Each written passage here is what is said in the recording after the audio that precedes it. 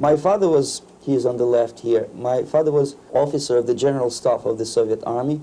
He was inspector of land forces, Soviet troops stationed in countries like Mongolia, Cuba, East European countries. This is the picture taken at the entrance of my Institute of Oriental Languages. It's a part of Moscow State University. As every Soviet student, I was, quote-unquote, volunteering for harvesting grain in Kazakhstan. By the end of my training in school, I was recruited by the KGB. This picture was taken on that day, and you can see again how happy it feels to be recruited by the KGB. Pay special attention to number of bottles on the table. One of my functions was to keep foreign guests permanently intoxicated the moment they land at Moscow airport. In 1967, the KGB attached me to this magazine, Look magazine. A group of 12 people arrived to USSR from United States to cover the 50th anniversary of October Socialist Revolution in my country. From the first page to the last page, it was a package of lies.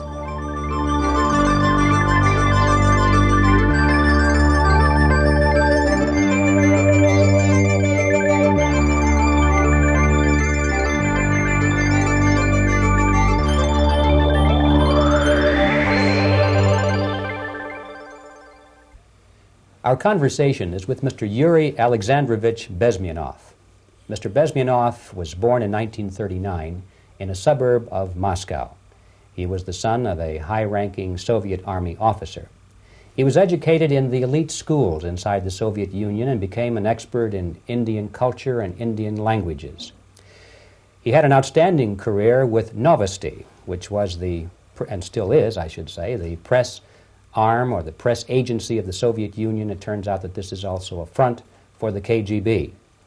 One of his interesting assignments was to brainwash foreign diplomats when they visited Moscow. And he'll tell us a little bit about how they did this and how they planted information which eventually wound up in the press of the free world. He escaped to the West in 1970 after becoming totally disgusted with the Soviet system, and he did this at great risk to his life. He certainly is one of the world's outstanding experts on the subject of Soviet propaganda and disinformation and active measures. Mr. Bezmenov, I'd like to begin by having you tell us a little bit about some of your childhood memories. Well, the most vivid memory of my childhood was Second World War, or to be more precise, the end of the Second World War, when all of a sudden United States, from a friendly nation, which helped us to defeat Nazism, turned overnight into a deadly enemy.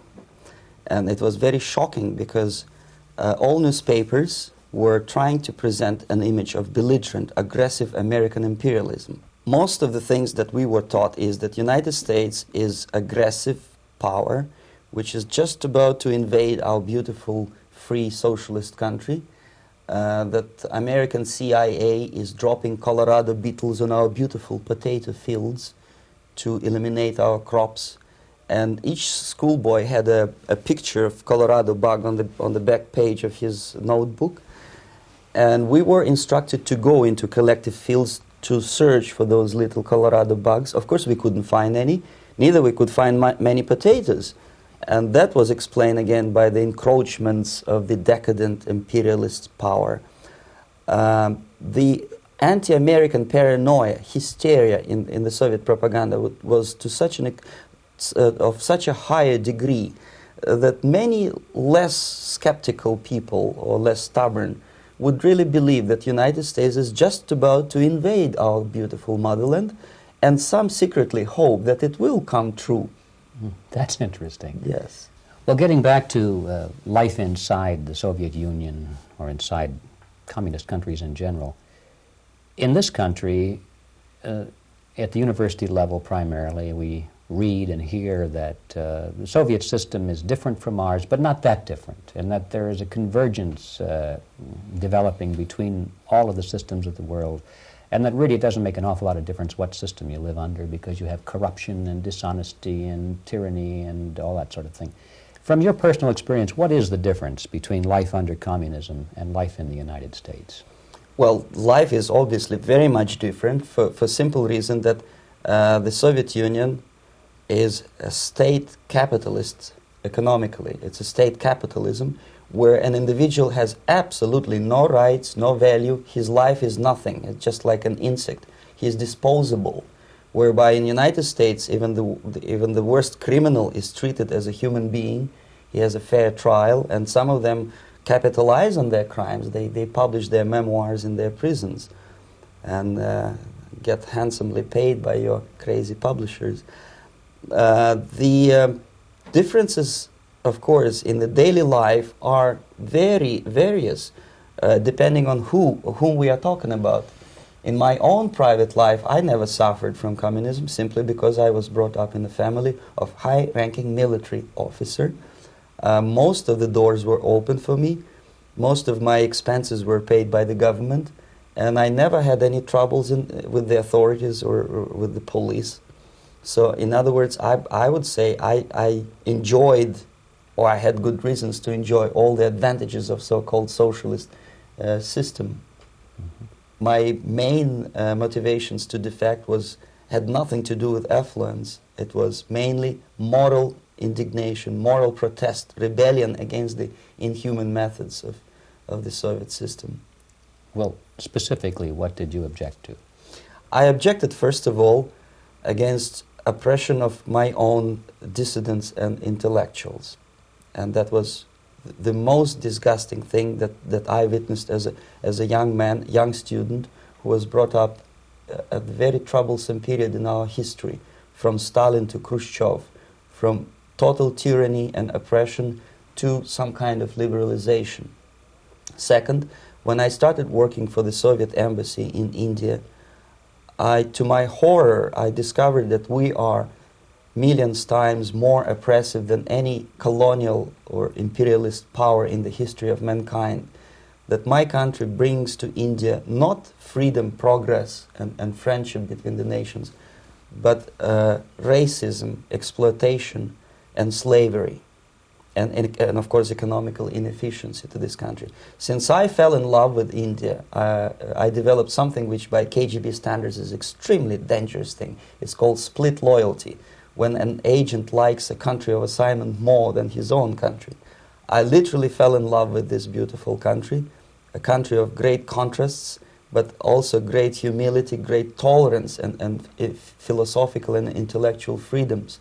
My ancestors used to live in caves and eat raw meat when India was a highly civilized nation 6,000 years ago.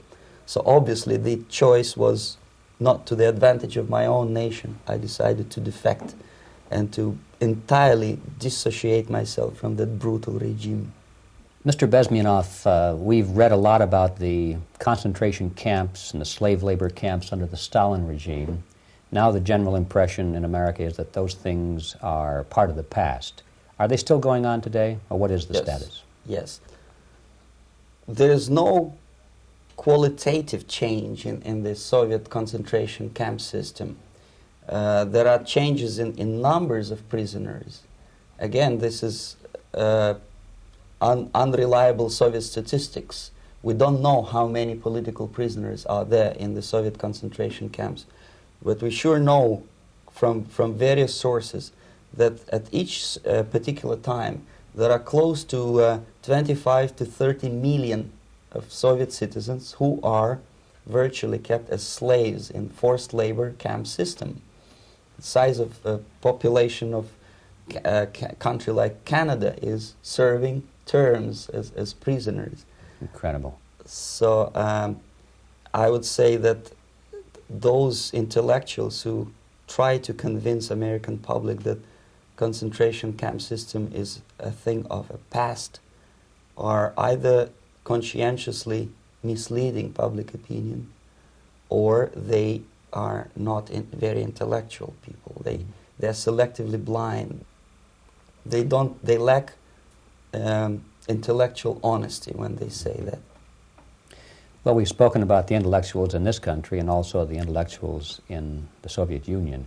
What about down at the broad mass level? Do the people in general, the working people, the workers in general in the Soviet Union, do they support the system? Do they tolerate it? What is their attitude? Well, average Soviet citizen, if there is such an animal, of course, does not like the system because it hurts, it kills. he may not understand the reasons, he may not have enough information or educational background to understand. But I doubt very much there are many people who are conscientiously supporting the Soviet system. There are not such people in USSR. Even those who have all the reasons to enjoy socialism, people like myself, who were a member of journalistic elite, they also hate system for different reasons, though. Not because they lack material affluence, but because they are unfree to think, they are in constant fear, duplicity, split personality. And this is the greatest tragedy for my nation. Well, what do you think are the chances of the people actually overcoming their system or replacing it? There is a great possibility that system will sooner or later be destroyed from within. There is a self-destructive mechanism built into any socialist or communist or fascist system, because there is lack of feedback, because the system does not rely upon loyalty of population. But until this Soviet junta is being supported by the Western so-called imperialists, that is, multinational companies, establishments, governments, and let's face it, intellectuals, so-called academia in the United States is famous for supporting the Soviet system. As long as the Soviet junta will keep on receiving credits, money, technology, grain deals, and political recognition from all these traitors of democracy or freedom, there is no hope, there is not much hope for changes in my country, and the system will not collapse by itself simply because it's being nourished by so-called American imperialism. This is the greatest paradox in history of mankind, when capitalist world supports and actively nourishes its own destructor. I think you're trying to tell us something in this country. Mm-hmm. I'm trying to tell you that it has to be stopped unless you want to end up in Gulag system and enjoy all the advantages of socialist equality. Working for free, catching fleas on your body, sleeping on the planks of plywood in Alaska this time, I guess. That's where Americans will belong, unless they will wake up, of course, and force their government to stop aiding Soviet fascism. Well, you told us a moment ago why you left the system. I'd like to hear the details of how you did it. It must have been a very dangerous thing. It was not so dangerous, it was crazy. First of all, because defecting in India is virtually impossible, thanks to very strong pressure from the Soviet government. Excuse me, you were in India. On assignment at that time. Yes, I was working for the Soviet embassy in New Delhi as a press officer. Mm-hmm. And defecting for a Soviet diplomat is next to impossible. It's a suicide, as I said, because a great friend Indira Gandhi pushed a law through parliament which says, and I quote, "No defector from any country has a right of political asylum in any embassy on the territory of Indian Republic," which is a masterpiece of hypocrisy. No other defector but a Soviet one needs a political asylum. So, knowing that perfectly well, I planned a craziest possible way to defect. I studied counterculture in India. There were thousands of young American boys and girls with no shoes, long hair, smoking hash and marijuana, studying sometimes Indian philosophy, sometimes simply pretending that they study. And they greatly annoyed Indian police, and they were laughing stock of Indians because obviously they were good-for-nothing students. I studied carefully where they congregate, what routes they travel, what language they speak, what do they smoke. And one day I simply joined a group of hippies to avoid detection of Indian police. I was dressed as a typical hippie with blue jeans, long camise shirts, with all kind of nice decorations like beads, long hairs. I bought a wig because for several weeks I had to turn myself from a conservative Soviet diplomat into a very progressive American hippie. And that was the only way that I could avoid detection. It was very interesting experience, but it was necessary because from my own knowledge as a member of Soviet embassy staff, I knew that there were many cases when Soviet defectors were betrayed by Indian police, and also some Western embassies played a very dirty role in betraying the Soviet defectors. According to our information, they were some, I wouldn't call them double agents, but simply immoral people working for this for the United States embassy, and confiding in people like this would be a suicide. So I had to be extremely careful. I could not trust anyone, and that was the reason for such a crazy way to defect. Well, had you been caught in the act of trying to get out, what would have happened to you? Oh, most likely I would end up in concentration camp. Or, depending on the situation and on the whim of some bureaucrat in KGB, maybe even executed. This is normal practice. Quietly, of course, not publicly. But that would be the end of my defection, of course. Well, when did you finally make it to the United States? In 1970, after about 6 months of debriefing in Athens by the CIA, and I presume FBI too, they let me go first to Germany, then to Canada. That was my decision. I had to change my identity to protect my family and my friends in USSR. And also I was a little bit paranoid, knowing that both Soviet KGB and probably some double agents within American system may be after me. So I wanted to settle down as far away as possible. I requested CIA to give me some kind of new identity and just let me go on my own. And I settled in Canada. I was a student. I changed many professions, from farm help and laundry truck driver to language instructor and broadcaster for Canadian Broadcasting Corporations in Montreal. Well, have you had any threats on your life or any yes. unpleasant? In about 5 years, KGB eventually discovered that I am working for Canadian Broadcasting. I made a very big mistake. I started working for overseas service of CBC, which is similar to Voice of America, in Russian language. And of course, monitoring service in USSR picked up every new voice. Every new announcer they would make it a point to discover who he is. And in 5 years, sure enough, slowly but surely, they discovered that I am not Thomas Schumann, that I am Yuri Alexandrovich Bezmenov, and that I am working for Canadian Broadcasting, and undermining beautiful détente between Canada and USSR. And the Soviet ambassador Alexander Yakovlev made it his personal effort to discredit me. He complained to Pierre Trudeau, who is known to be a little bit soft on socialism. And the management of CBC behaved in a very strange, cowardly way, unbecoming to representatives of an independent country like Canada. They listened to every suggestion that Soviet ambassador gave, and they started shameful investigation, analyzing content of my broadcasts to USSR.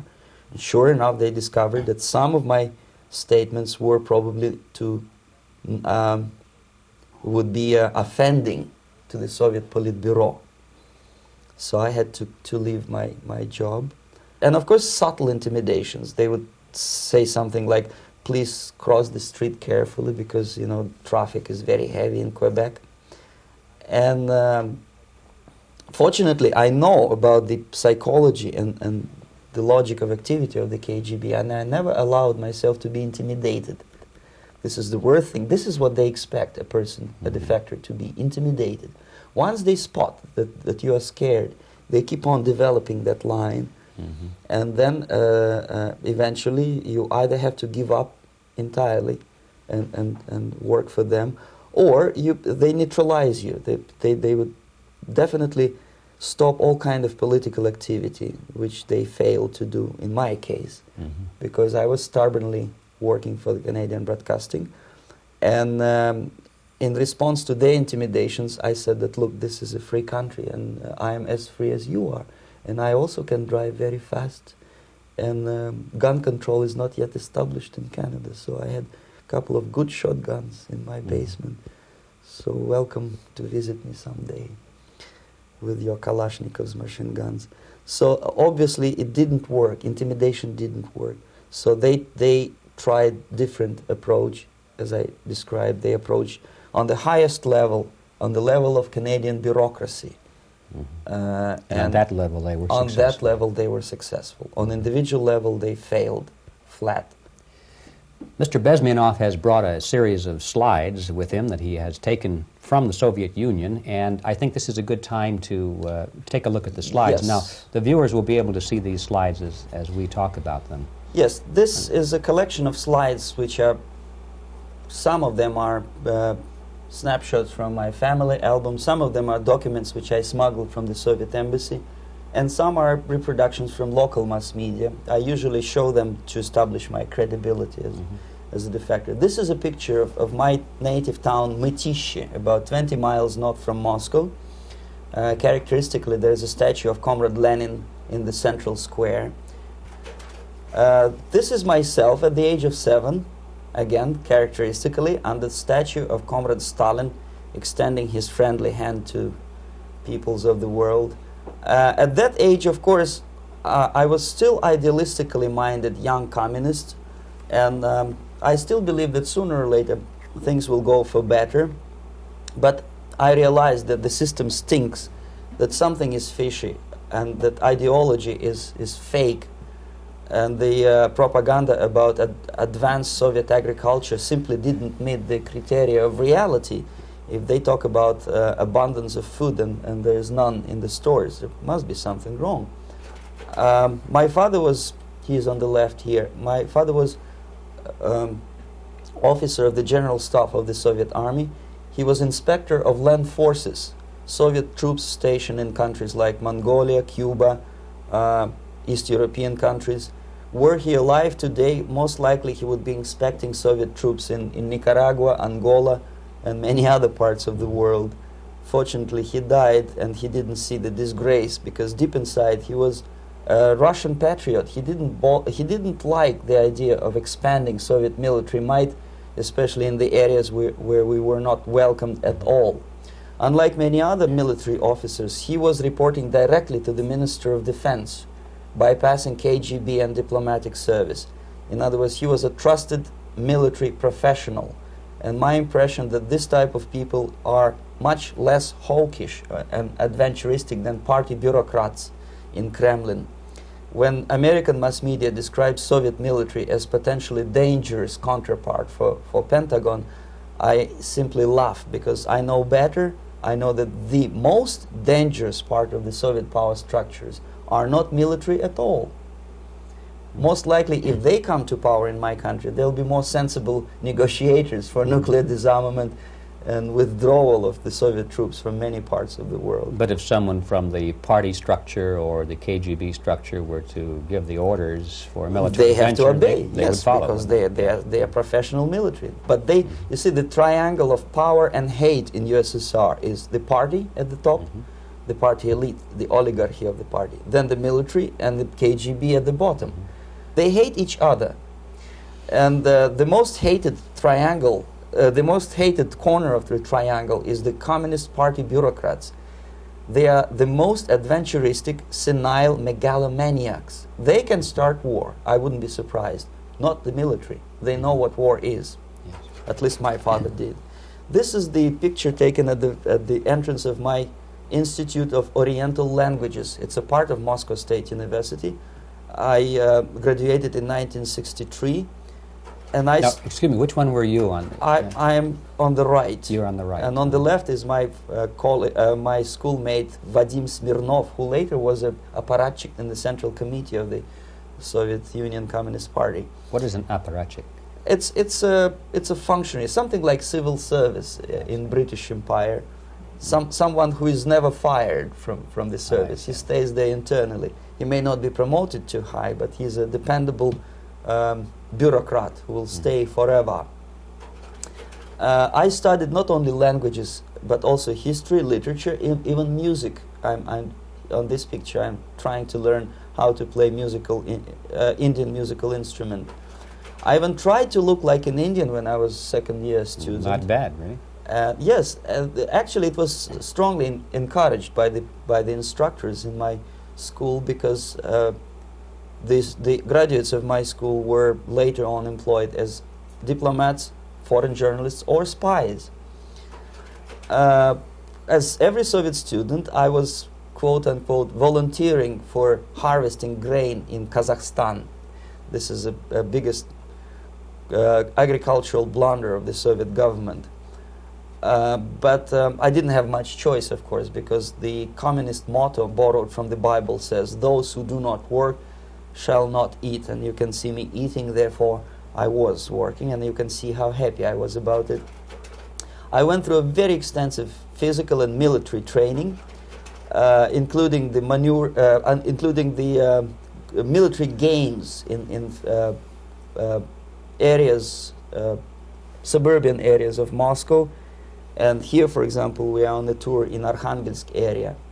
And by the end of my training in school, I was recruited by the KGB. This picture was taken on that day, and you can see again how happy it feels to be recruited by the KGB.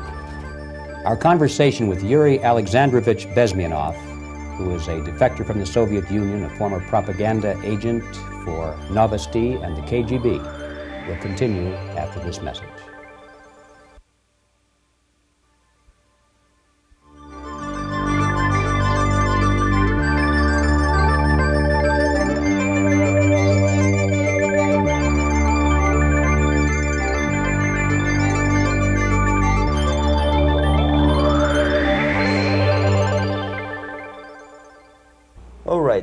As every student in USSR, I went through very extensive physical and military training and civil defense training too. Unlike in the United States, where civil defense is virtually non-existent, zero. In USSR, every student, whatever his major subject, has to go through very extensive 4-year military and civil defense training. You can see me here with a group of students during one of the war games near Moscow. The main idea, of course, is to prepare a huge reserve army of the USSR. Each student has to graduate as a junior lieutenant. In my case, it was administrative and military intelligence service. My first assignment was to India as a translator with the Soviet Economical Aid Group, building refinery complexes in Bihar state and Gujarat state. At that time, I was still naively, idealistically believing that what I was doing contributes to the understanding and cooperation between the nations. It took me quite a number of years to realize that what we were bringing to India was a new type of colonialism, 1,000 times more oppressive and exploitative than any colonialism or imperialism in history of mankind. But at that time, I was still hoping that, well, maybe it's not that bad, could be worse, and things may go for better. And I even tried to implement the beautiful Marxist motto, proletarians of all the countries unite. I tried to unite with a nice Indian girl, and I was fascinated by Indian culture, by the family life in this country. But obviously, Communist Party had different plans for my genes, so I had to marry this beautiful Russian girl. In the span of my career, I married 3 times. Most of these marriages were marriages of convenience, on advice from the Department of Personnel. This is normal practice in USSR. When a Soviet citizen is assigned to a foreign job, he has to be married, either to keep family in USSR as hostages, or, if it's a convenience marriage like mine, so that the husband and wife are virtually informers on each other to prevent defection or contamination by decadent imperialist or capitalist ideas. In my case, I hated that girl so much that the moment I landed in Moscow, we were divorced, and I married later, second time. By the end of my first assignment in India, I was promoted to the position of public relation officer. You can see me here translating a speech by a Soviet boss. And you're on the right. I'm on the right here, yes. And the occasion was commissioning of the refinery complex in Bihar, Barauni. Back in Moscow, I was immediately recruited by Novosti Press Agency, which is a propaganda and ideological subversion front for the KGB. 75% of the members of the Novosti are commissioned officers of the KGB. The other 25 are, like myself, co-opted agents who are assigned to specific operations. In this particular case, you can see me talking to students of Lumumba Friendship University in Moscow. This is a huge school under the direct control of the KGB and Central Committee, where future leaders of the so-called national liberation movements are being educated and selected carefully. And some of them have absolutely, this, for example, is a group of students from Lumumba. They don't look like students at all. They look more like military, and that's exactly what they were. They were dispatched back to their countries to be leaders of the so-called national liberation movements, or to be translated into normal human language, leaders of international terrorist groups. Another area of activity when I was working for the Novosti was to accompany groups of so-called progressive intellectuals, writers, journalists, publishers, teachers, professors of colleges. You can see me here in Kremlin. I'm second on the left, with a group of Pakistani and Indian intellectuals. Most of them pretended they don't understand that we are actually working on behalf of the Soviet government and the KGB.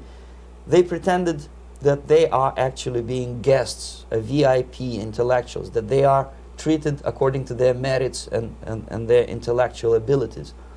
For us, they were just a bunch of political prostitutes to be taken advantage for various propaganda operations.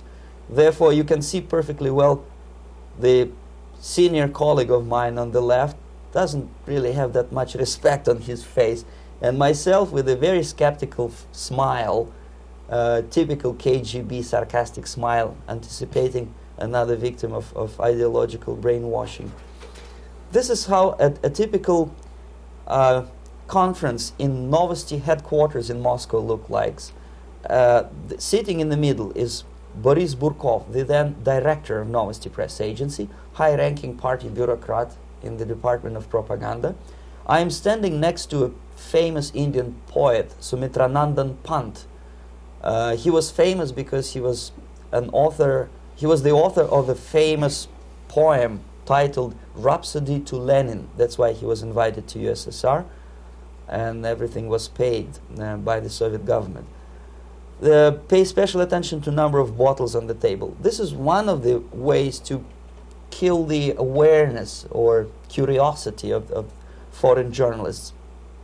One of my functions was to keep foreign guests permanently intoxicated the moment they land at Moscow airport. I had to take them to the VIP lounge and toast to friendship and understanding between the nations of the world. Glass of vodka, then a second glass of vodka. And in no time, my guests would be feeling very happy. They would see everything in kind of pink, nice color. And that's the way I had to keep them permanently for the next 15 or 20 days. At certain point in time, I had to withdraw alcohol from them so that some of them, who are the most recruitable, would feel a little bit shaky, guilty, trying to remember what they were talking last night. That's the time to approach them with all kind of nonsense, such as joint communique or statement for Soviet propaganda. That's the time they are the most flexible.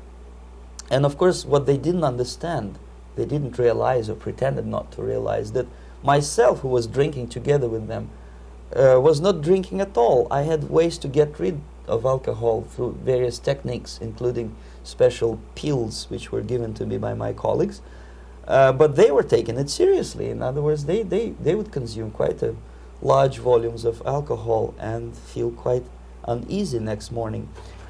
In 1967, the KGB attached me to this magazine, Look magazine.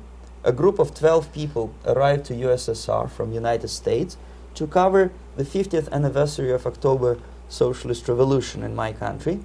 From the first page to the last page, it was a package of lies, propaganda cliché, which were presented to American readers as opinions and deductions of American journalists.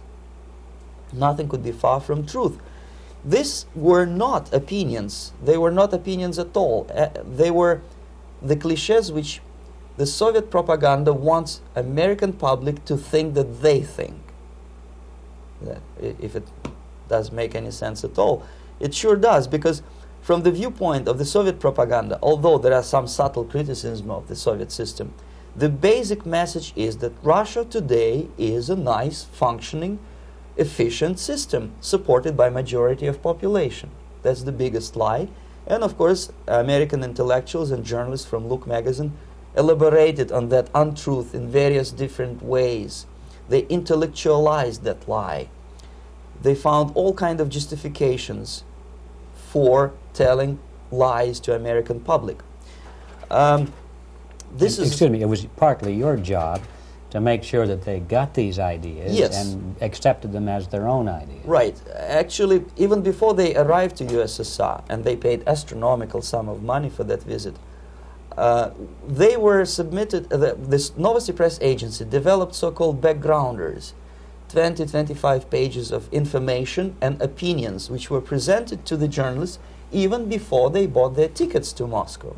They had to analyze the situation, and judging on their reaction to that backgrounder, the local Novosti representative or local Soviet diplomat in Washington, D.C. would assess whether they be given visa to USSR or not. So they were selected ahead of time. Oh yes, they were pre-selected very carefully, and there is not much chance for honest journalists to arrive to USSR and to stay there for 1 year and to bring this package of lies back home. This, for example, is a centerfold of the Look magazine. They presented this monument erected by Communist Party in Stalingrad as the symbol, personification of Russian military might. And they said in the article, which is published on the site, that Soviets are very proud of the victory in the Second World War. This is another big myth, a lie. No sensible people would be proud to lose 20 millions of their countrymen in a war which was started by Genoese Hitler and Comrade Stalin and paid by American multinationals. Most of the Soviet citizens look at this type of monuments with disgust and sorrow, because every family lost father, brother, sister, or child in the Second World War. Yet American journalists who were trying to appease, to please their hosts, presented this picture on the centerfold as the symbol and personification of Soviet national, they call it Russian national spirit. And it was greatest misconception and a very tragic misunderstanding. Of course, Look magazine was not distributed in USSR. The main audience was in United States. But I presume that many Americans, millions of Americans who were reading Look magazine at that time, had absolutely wrong idea about the sentiments of my nation, about what the Soviets are proud of and what they hate. This is a group, you see the same lady with the sword in Stalingrad. This is the group of journalists. Myself is in the center with the same devilish smile. And Mr. Philip Harrington is on the extreme left there with his camera. This is the gentleman which was so deaf or so uninterested in what I had to say to him. This is the same picture, a blow-up of the same picture. Many guests from various countries, in this particular case from Asia and Africa, were taken by me as a Novosti Press Agency employee for a tour across Siberia, for example. We would show them typical kindergarten, you see, nothing special by American standards, just nice children sitting, eating their breakfast or lunch. What they could not understand, or they pretended not to understand, that this is an exemplary kindergarten. This is not the kindergarten for average person or average family in USSR. And we maintain that illusion in their minds. You can see myself under the red spot in the middle there, with the same business-like expression. I'm doing my job. That's what I'm assigned to do, and that's what I was paid to do. But deep inside, I still hope that at least some of these useful idiots would understand that what they are looking at has nothing to do with the level of affluence in my nation. This is a better picture which reflects the true spirit of the Soviet childhood. This picture was printed in a Canadian government publication by mistake. In the middle you can see children playing on a small courtyard, and the caption goes, "This is a typical kindergarten in Siberia." What these idiots didn't understand, that it is not kindergarten at all. It is a prison for children of political prisoners. But there was not a single mentioning that what they were visiting actually was an area of concentration camps. And the job of people like myself to help them to not to notice that they are actually talking to prisoners. Most of the children were dressed, especially on the occasion of the foreigners' visit. Of course, there were no corpses on the ground. There were no machine gun guards. And well, it looks not very pleasant, as you see. It looks dull, but obviously it does not create an impression that this is actually a prison. Well, did any of the journalists have the curiosity to ask about prisons and that kind of thing? Yes. They were in Siberia. This Yes. is what you associate. Yes, some of them asked questions, and naturally we would give them, for the stupid question, we give them stupid answer. No, there are no prisons in Siberia. No, most of the people who you see are free citizens of USSR. They are very happy to be here, and they are contributing to the glory of the socialist system. Some of them pretended that they believe what I was telling them, and most of them, we may discuss it later, what are the motivations of these people? Why would they stubbornly bring lies to their own population through their own mass media? I have various answers to this. There is not a single explanation. It's a complex of explanations. It's fear, pure biological fear. They understand that they are on the territory of an enemy state, a police state. And just to save their rotten skins and their miserable jobs, their affluence back home, they would prefer to tell a lie than to ask truthful questions and report truthful information. Second, most of these schmucks were afraid to lose their jobs, because obviously if you tell truth about my country, you will not last long as a correspondent of New York Times or Los Angeles Times. They will fire you. What kind of correspondent are you? You obviously cannot find common language with Russians if they kick you out in 24 hours. So just by trying to be conformist to their own editorial bosses, they tried not to offend the sentiments of the Soviet administrators and people like myself. Deep inside, I hope they would insult my or offend my sentiments. Obviously, they preferred not to. Another reason, I refuse to believe it, but obviously there is another reason. Obviously, it's a greed. These people earn a lot of money. When they come back to USA, they claim that they are experts on my country. They write books which sells in million copies, titled like Russians, The Truth About Russia. Most of it is lie about Russia. Yet they claim to be Sovietologists. They play back myth about my country, the propaganda cliches. Yet they stubbornly resist the word of truth. If a person like Solzhenitsyn is either defecting or kicked out of USSR, they try all their best to discredit him and to discourage him. I don't have much chance to appear on national network with a true story about my country. But a useful idiot like Hendrik Smith or Robert Kaiser, they are big heroes. They come back from USSR, they say, oh, we were talking to dissidents in Russia. Big deal. Soviet dissidents are chasing American correspondents in the streets, and they are cowardly escaping from these contacts. For some strange reason, if you want to know more about Spain, you refer to Spanish writers. If you want to learn more about French, you read French writers. Even about Antarctica, I bet you would read Penguins. Only about the Soviet Union, for some strange reason, you read Hendricks and Schmendricks and all kind of Kissingers, because they claim that they know more about my country. They know nothing, or next to nothing, or they pretend that they know more than they actually do. I would say they are dishonest people who lack integrity and common sense and intellectual honesty. They bring back all kind of stories like that. A kindergarten in Siberia. Omitting the most important fact, it's a prison for children of political prisoners. Another greatest example of monumental idiocy of American politicians. Edward Kennedy was in Moscow, and he thought that he is a popular, charismatic American politician who is easygoing, who can smile, dance at the wedding in Russian Palace of Marriages. What he did not understand, or maybe he pretended not to understand, that actually he was being taken for a ride. This is a staged wedding, especially to impress foreign media, or useful idiots like Ed Kennedy. Most of the guests there, they had security clearance, and they were instructed what to say to foreigners. This is exactly what I was doing. You can see me in the same damn wedding palace in Moscow where Ed Kennedy was dancing here. You see, smiling. He thinks he's very smart.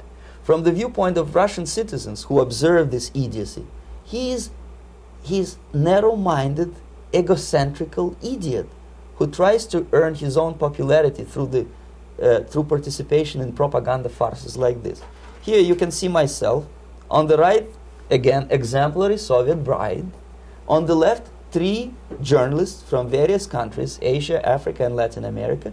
Obviously, they enjoying the situation. They will go back home and write the reports. We were present on a regular Soviet wedding.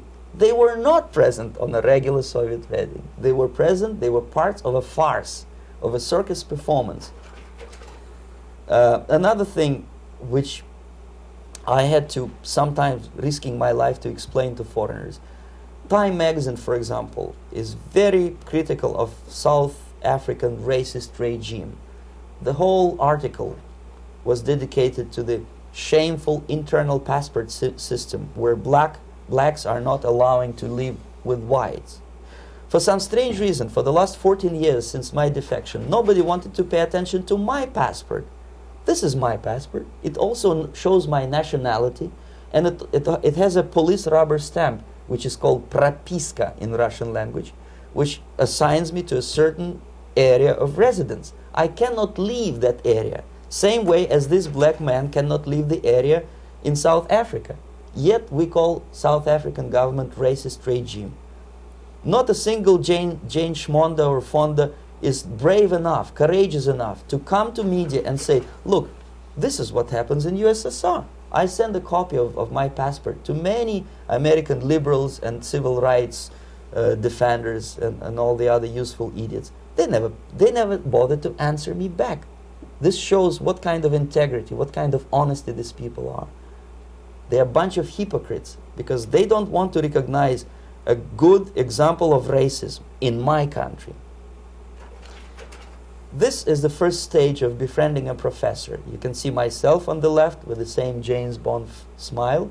On the right is my KGB supervisor, Comrade Leonid Mitrokhin, and in the middle a professor of political science in Delhi University. The next stage would be to invite him to a gathering of Indo-Soviet Friendship Society. There he is sitting next to his wife before he is being sent to USSR for free trip. Everything is paid by the Soviet government. He was made to believe that he is invited to USSR because he is a talented, sober-thinking intellectual. Absolutely false. He is invited because he is a useful idiot, because he would agree and subscribe to most of the Soviet propaganda cliché. And when he is coming back to his own country, he is going for years and years to teach the beauties of Soviet socialism to newer and newer generations of his students, thus promoting the Soviet propaganda line. The KGB was even curious about this gentleman. It may look innocent. Maharishi Mahesh Yogi, a great spiritual leader, or maybe a great charlatan and crook, depending on from which side you are looking at him. Beatles were trained at his ashram in Hardwar in India how to meditate. Mia Farrow and other useful idiots from Hollywood visited his school, and they returned back to United States absolutely zonked out of their minds with marijuana, hashish, and crazy ideas of meditation. To meditate, in other words, to isolate oneself from the current social and political issues of your own country. To get into your own bubble, to forget about troubles of the world. Obviously, KGB was very fascinated with such a beautiful school, such a brainwashing center for stupid Americans. I was dispatched by the KGB to check what kind of VIP Americans attend this school. That's you on the left. Yes, I'm on the left. I was trying to get enrolled in that school. Unfortunately, the Maharishi Mahesh Yogi asked too much. He wanted $500 American for enrollment. But my function was not actually to get enrolled in the school. My function was to discover what kind of people from United States attend this school. And we discovered that, yes, there are some influential members of family, public opinion makers of United States, who come back with the crazy stories about Indian philosophy. Indians themselves look upon them as idiots, useful idiots. To say nothing about KGB, who looked at them as extremely naive, misguided people. Obviously, a VIP, say a wife of a congressman, or a prominent Hollywood personality, after being trained in that school, is much more instrumental in the hands of manipulators of public opinion and KGB than a normal person who understands, who looks through this type of fake religious training. Why would they be more susceptible to manipulation? I just mentioned that because, you see, a person who is too much involved in introspective meditation. You see, if you carefully look what Maharishi Mahesh Yogi is teaching to Americans, is that most of the problems, most of the burning issues of today can be solved simply by meditating. Don't rock the boat. Don't get involved. Just sit down, look at your navel, and meditate. And the things, due to some strange logic, due to cosmic vibration, will settle down by themselves. This is exactly what the KGB and Marxist-Leninist propaganda wants from Americans, to distract their opinion, attention, and mental energy from real issues of United States into a non-issues, into a non-world, non-existent harmony. Obviously, it's more beneficial for the Soviet aggressors to have a bunch of duped Americans than Americans who are self-conscious, healthy, physically fit, and alert to the reality. Maharishi Mahesh Yogi obviously is not on the payroll of the KGB.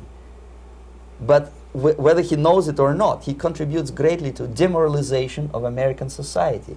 And he's not the only one. There are hundreds of those gurus who come to your country to capitalize on naivete and stupidity of Americans. It's a fashion. It's a fashion to meditate. It's a fashion not to be involved. So obviously, you can see that if KGB were that curious, if they paid my trip to Hardwar, if they assigned me to that strange job, obviously they were very much fascinated. They were convinced that that type of brainwashing is very efficient and instrumental in demoralization of the United States. Our conversation with Yuri Alexandrovich Bezmenov, who is a defector from the Soviet Union, a former propaganda agent for Novosti and the KGB, will continue after this message.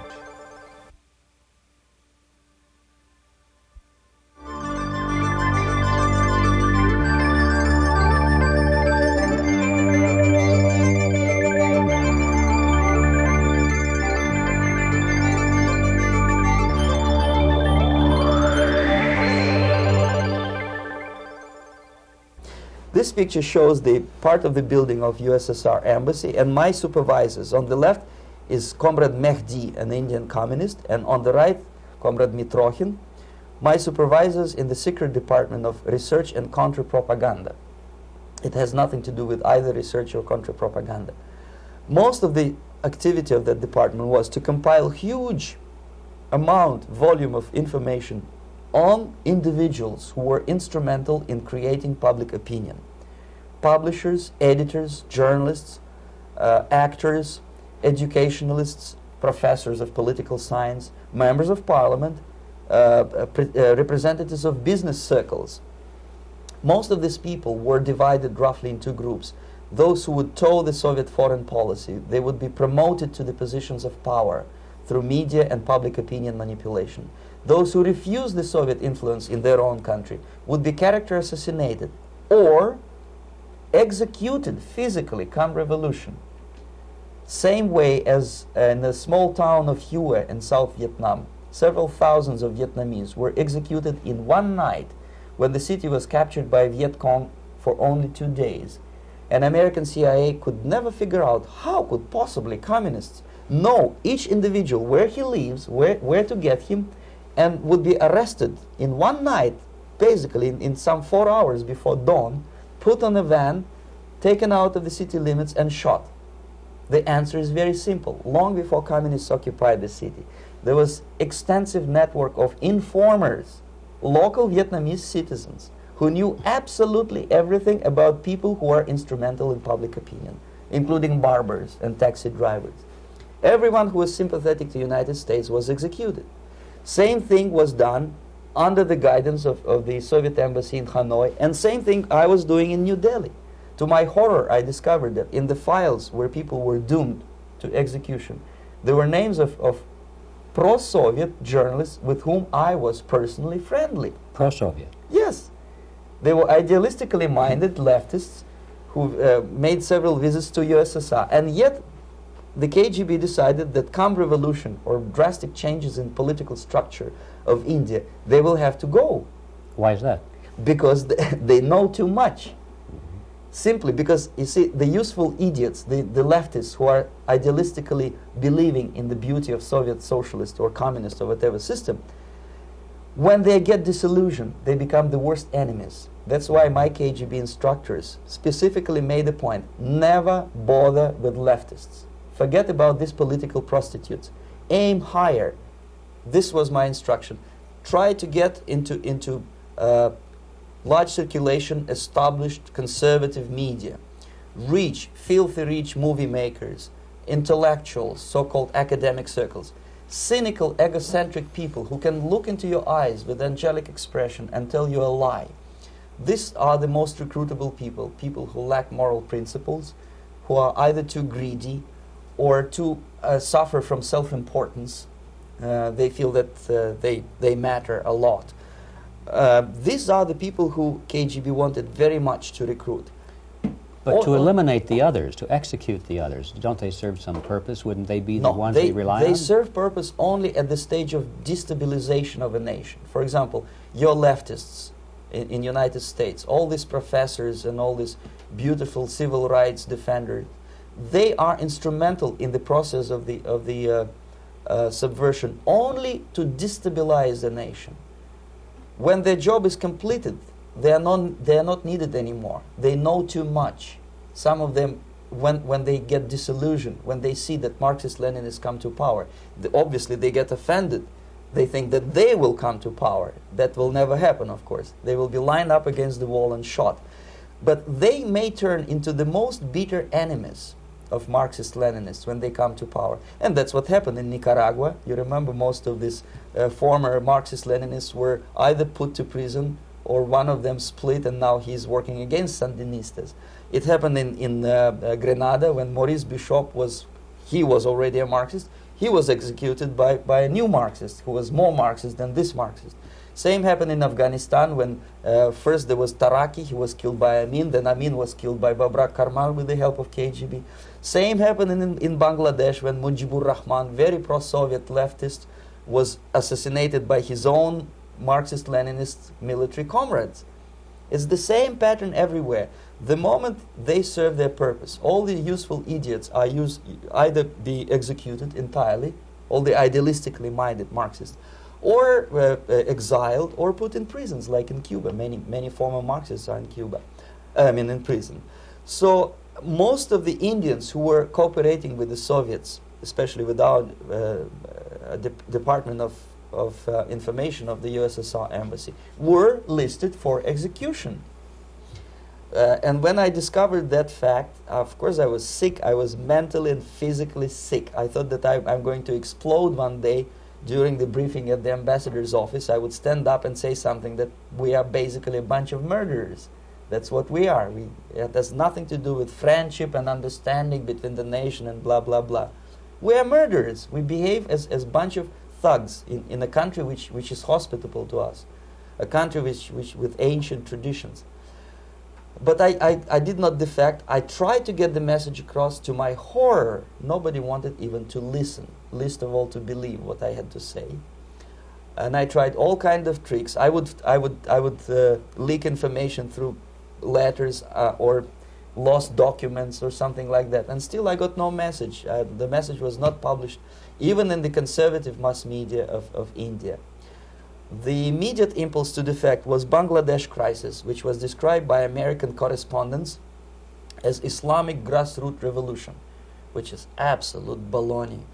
There was nothing to do with Islam, and there was no grassroots revolution. Actually, there are no grassroots revolutions, period. Any revolution is a byproduct of a highly organized group of conscientious and professional organizers, but has nothing to do with grassroots. In Bangladesh, it was nothing with grassroots. Most of the Awami League party members, Awami League means People's Party, were trained in Moscow in the High Party School. Most of the Mukti Fauj leaders, Mukti Fauj in Bengali means People's Army, same as SWAPO and all kind of liberation armies all over the world, the same bunch of useful idiots. They were trained at Lumumba University and various centers of the KGB in Simferopol, in Crimea, and in Tashkent. So when I saw that Indian territory is being used as a jumping board to destroy East Pakistan, I saw myself thousands of so-called students traveling through India to East Pakistan, through the territory of India, and Indian government pretended not to see what's going on. They knew perfectly well, the Indian police knew it, the intelligence department of the Indian government knew it, the KGB of course knew it, and the CIA knew it. That was most infuriating, because when I defected and I explained to the CIA debriefers they should watch out because East Pakistan is going to erupt any moment, they said I was reading too many James Bond novels. Anyway, so East Pakistan was doomed. One of my colleagues in the Soviet consulate in Calcutta, when he was dead drunk, he ventured into the basement to relieve himself, and he found big boxes which said printed matter to Dhaka University. Dhaka is the capital of East Pakistan. And since he was drunk and curious, he opened one of the boxes and he discovered not printed matter. He discovered Kalashnikov guns and ammunition in there. Anyway, it's a long story. When I saw the preparations for the invasion into East Pakistan, obviously I wanted to defect immediately. The only thing I couldn't at that time make up my mind when and where and how. One of the reasons, of course, you see, I was in love with India. I mentioned it before. I spoke the languages. I socialized with people. And I understood that I had to act fast unless I want this beautiful country to be permanently and irreparably damaged by our presence. One of the reasons not to defect was, as you can see, I was living in relative affluence. Who the hell in the normal mind would defect and do what? To be abused by your media, to be called McCarthyist and fascist and paranoid, or to drive a taxi in New York City? What for? What the hell for should I defect? To be abused by Americans, to be insulted in exchange for my effort to bring the truthful information about impending danger of subversion. As you can see, I was living in quite a comfortable conditions next to swimming pool, where Indians were not allowed, by the way. I was highly paid expert in propaganda. I had my family. I was respected by my nation. My career was cloudless. The third reason, how to defect with the family. To defect with the baby and the wife would be virtual suicide, because according to law, that hypocritical law which I quoted before, the Indian police will have to hand me over back to the KGB, and that will be the end of my defection and probably my life. Again, I cannot smuggle my wife because she was not quite sure what I was doing. She was not that idealistically involved, and she was definitely not in the total picture of what I was doing for the KGB. She would be shocked if I put her in my van and drive her to the American embassy or elsewhere. That would be a greatest danger. So again, I had to defect in such a way that my defection would look as simple disappearance. And there were many cases like that when the Soviet agents simply disappeared, either killed in action or, thanks to their curiosity and their close contacts with radicals, some of them were killed by the Marxists, by the way. It happened in many African countries when the Soviet KGB were killed by Africans themselves. Not because they hated Marxism, Leninism, but because they were simply trigger-happy bunch of unruly characters. If you give them a machine gun, they will shoot. And some of the Soviets obviously were not careful enough to protect themselves, and they got into embarrassing situations when they were shot at the crossfire between factions of so-called liberation movements. Anyway, so I decided, as I said, to study the counterculture. I decided this probably would be the best way to disappear. I socialized with characters like this. On the left, you see, he's a barefoot American hippie. It took me quite a long time to study exactly what they were doing and how to mix with them. But eventually I did it. Most of Indian newspapers carried my picture and promise of 2,000 rupees for information about my whereabouts. But they were looking for the wrong person, because they obviously tried to stop a young Soviet diplomat in white shirt and tie, and this is how I looked at the time of defection. Nobody could possibly think that a Soviet diplomat would be as crazy as to join a bunch of hippies. That's you. Yes, travel India and smoke hash. So I made it literally almost like a Hollywood-style detective story. From under the nose of the KGB in Bombay airport, I landed the plane and I flew to Greece, where I was debriefed by the CIA. That's basically that's all for my slides. We can turn off the projector then. That's very interesting. Well, you spoke several times before about ideological subversion. That is a phrase that I'm afraid some Americans don't fully understand. When the Soviets use the phrase ideological subversion, what do they mean by it? Ideological subversion is the process which is legitimate, overt, and open. You can see it with your own eyes. All you have to do, all American mass media has to do, is to unplug their bananas from their ears, open up their eyes, and they can see it. There is no mystery. There is nothing to do with espionage. I know that espionage intelligence gathering looks more romantic. It sells more deodorants through the advertising, probably. That's why your Hollywood producers are so crazy about James Bond type of thrillers. But in reality, the main emphasis of the KGB is not in the area of intelligence at all. According to my opinion and opinion of many defectors of my caliber, only about 15% of time, money, and manpower is spent on espionage as such. The other 85% is a slow process which we call either ideological subversion or active measures, активные мероприятия in the language of the KGB, or psychological warfare. What it basically means is to change the perception of reality of every American to such an extent that despite of the abundance of information, no one is able to come to sensible conclusions in the interests of defending themselves, their families, their community, and their country. It's a great brainwashing process which goes very slow, and it's divided in 4 basic stages. The first one being demoralization. It takes from 15 to 20 years to demoralize a nation. Why that many years? Because this is the minimum number of years which requires to educate one generation of students in the country of your enemy, exposed to the ideology of the enemy. In other words, Marxism-Leninism ideology is being pumped into the soft heads of at least 3 generations of American students without being challenged or counterbalanced by the basic values of Americanism, American patriotism. The result you can see. Most of the people who graduated in the 60s, dropouts or half-baked intellectuals, are now occupying the positions of power in the government, civil service, business, mass media, educational system. You are stuck with them. You cannot get rid of them. They are contaminated. They are programmed to think and react to certain stimuli in a certain pattern. You cannot change their mind, even if you expose them to authentic information, even if you prove that white is white and black is black. You still cannot change the basic perception and the logic of behavior. In other words, these people, the process of demoralization is complete and irreversible. To get rid society of these people, you need another 20 or 15 years to educate a new generation of patriotically minded and common sense people who would be acting in favor and in the interests of United States society.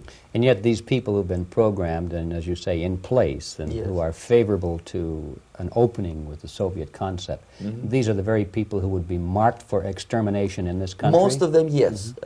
Simply because the psychological shock when they will see in future what the beautiful society of equality and social justice means in practice, obviously they will revolt. They will be very unhappy, frustrated people, and the Marxist-Leninist regime does not tolerate these people. They will join the links of dissenters, dissidents. Unlike in present United States, there will be no place for dissent in future Marxist-Leninist America. Here you can get popular like Daniel Ellsberg and filthy rich like Jane Fonda for being dissident, for criticizing your Pentagon. In future, these people will be simply squashed like cockroaches. Nobody is going to pay them nothing for their beautiful, noble ideas of equality. This they don't understand, and it will be a greatest shock for them, of course. The demoralization process in the United States is basically completed already. For the last 25 years. Actually, it's overfulfilled because demoralization now reaches such areas where previously not even Comrade Andropov and all his experts would even dream of such a tremendous success. Most of it is done by Americans to Americans, thanks to lack of moral standards. As I mentioned before, exposure to true information does not matter anymore. A person who was demoralized is unable to assess true information. The facts tell nothing to him. Even if I shower him with information, with authentic proof, with documents, with pictures, even if I take him by force to the Soviet Union and show him concentration camp, he will refuse to believe it until he is going to receive a kick in his fat bottom. When a military boot crashes his balls, then he will understand, but not before that. That's the tragic of the situation of demoralization. So basically America is stuck with demoralization, and unless, even if you start right now, here, this minute, you start educating new generation of Americans, it will still take you 15 to 20 years to turn the tide of ideological perception of reality back to normalcy and patriotism. The next stage is destabilization. This time, subverter does not care about your ideas and the patterns of your consumption. Whether you eat junk food and get fat and flabby, it doesn't matter anymore. This time, and it takes only from 2 to 5 years to destabilize a nation, what matters is essentials: economy, foreign relations, defense systems. And you can see it quite clearly that in some areas, in such sensitive areas as defense and economy, the influence of Marxist-Leninist ideas in the United States is absolutely fantastic. I could never believe it 14 years ago when I landed in this part of the world that the process will go that fast. The next stage, of course, is crisis. It may take only up to 6 weeks to bring a country to the verge of crisis. You can see it in Central America now. And after crisis, with a violent change of power, structure, and economy, you have so-called the period of normalization. It may last indefinitely. Normalization is a cynical expression borrowed from Soviet propaganda. When the Soviet tanks moved into Czechoslovakia in '68, Comrade Brezhnev said, "Now the situation in brotherly Czechoslovakia is normalized." This is what will happen in the United States if you allow all these schmucks to bring the country to crisis, to promise people all kind of goodies and the paradise on earth, to destabilize your economy, to eliminate the principle of free market competition, and to put a big brother government in Washington, D.C., with benevolent dictators like Walter Mondale, who will promise lots of things, never mind whether the promises are fulfillable or not.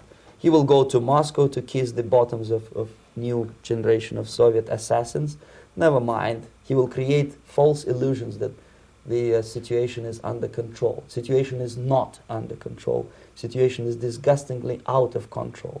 Most of the American politicians, media, and educational system trains another generation of people who think they are living at a peacetime. False. United States is in the state of war, undeclared total war against the basic principles and the foundations of this system.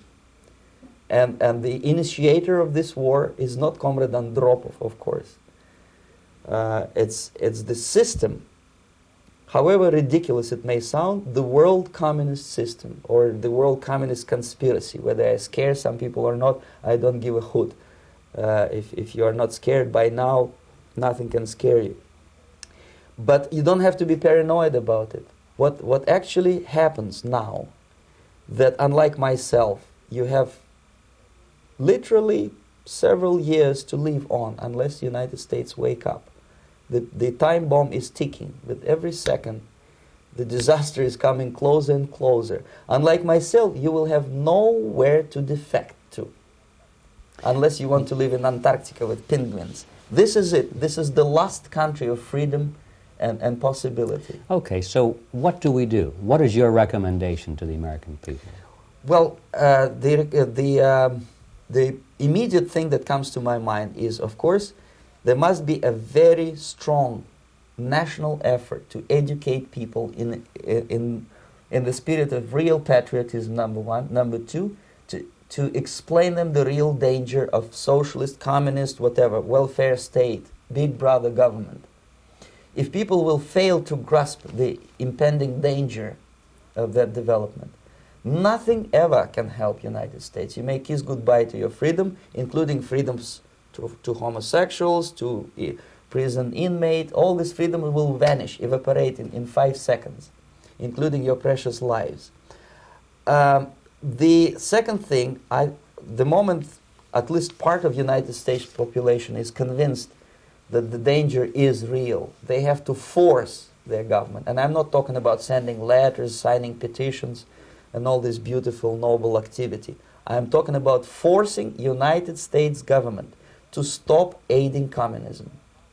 Because there is no other problem more burning and urgent than to stop the Soviet military-industrial complex from destroying whatever is left of the free world. And it is very easy to do. No credits, no technology, no money, no political or diplomatic recognition, and of course no such idiocy as grain deals to USSR. The Soviet people, 270 millions of Soviets, will be eternally thankful to you if you stop aiding a bunch of murderers who sit now in Kremlin and whom President Reagan respectfully calls government. They do not govern anything, least of all such complexity as the Soviet economy. So basic, two very simple, maybe two simplistic answers or solutions, but nevertheless they are the only solutions. Educate yourself, understand what's going on around you. You are not living at the time of peace. You are in a state of war, and you have precious little time to save yourself. You don't have much time, especially if you are talking about young generation. There's not much time left for convulsions and sexual masturbation to the beautiful disco music. Very soon it will go, just overnight. If we are talking about capitalists or wealthy businessmen, I think they are selling the rope on which they will hang very soon. If they don't stop, if they cannot curb their unsettled desire for profit, and if they keep on trading with the monster of the Soviet communism, they are going to hang very soon. And they will pray to be killed, but unfortunately they will be sent to Alaska probably to manage industry of slaves. It's simplistic. I know it sounds unpleasant. I know Americans don't like to listen to things which are unpleasant. But I have defected not to tell you the stories about such idiocy as microfilm, James Bond type espionage. This is garbage. You don't need any espionage anymore. I have come to talk about survival. It's a question of survival of this system. You may ask me, what is it in for me? Survival, obviously, because unlike, as I said, I am now in your boat. If we sing together, we'll sing beautifully together. There is no other place on this planet to defect to.